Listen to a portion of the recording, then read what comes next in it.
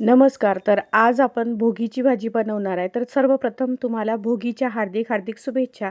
तर भोगीची भाजी बनवण्यासाठी वालाचे शेंगा, बटाटे, गाजर, मुळा, वांगं, वाटाणा, हरभरा, शेंगदाणे, गोबी आणि तीळ आणि बोरं घेतले आहेत. तर ते छान कट करून घेतले आहेत आणि एक पळी तेल टाकलं आहे कढईमध्ये आणि त्यामध्ये जिरं, मोहरी, हिंग आणि चिरलेला कांदा टाकला आहे आणि आलं, लसूण आणि कोथिंबीरची पेस्ट टाकली आहे. तर चवीप्रमाणे लाल तिखट, हळद आणि चवीप्रमाणे मीठ आणि धनिया पावडर आणि थोडा किचन किंग मसाला टाकला आहे. ते छान परतून घ्यायचं तेलात.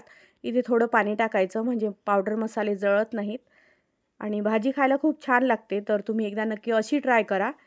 तुम्ही कशा पद्धतीने करता तर मला नक्की कमेंट करून सांगा. तर इथे टोमॅटो टाकला आहे.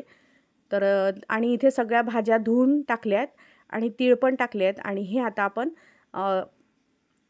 फिरवून घेणार आहे आणि यामध्ये थोडंसं एक जास्त नाही तर थोडंसं पाणी टाकायचं शिजेपर्यंत आणि हे झाकून एक 2 ते 3 मिनटात ही भाजी शिजते.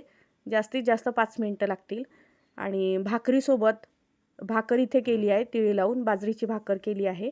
तर तुम्ही बघू शकता आणि इथे भाजी पण आपली 5 मिनिटात तयार झाली आहे. तर भाजी, भाकर आणि खिचडी आणि कढी तर आजचा मेनू असा होता. तर तुम्ही आज काय बनवलं मला कमेंट करून नक्की सांगा. तर पुन्हा भेटूया अशाच नवनवीन आणि साध्या सोप्या रेसिपीसह. सबस्क्राईब करायला विसरू नका आणि लाईक नक्की करा. तर बाय. धन्यवाद.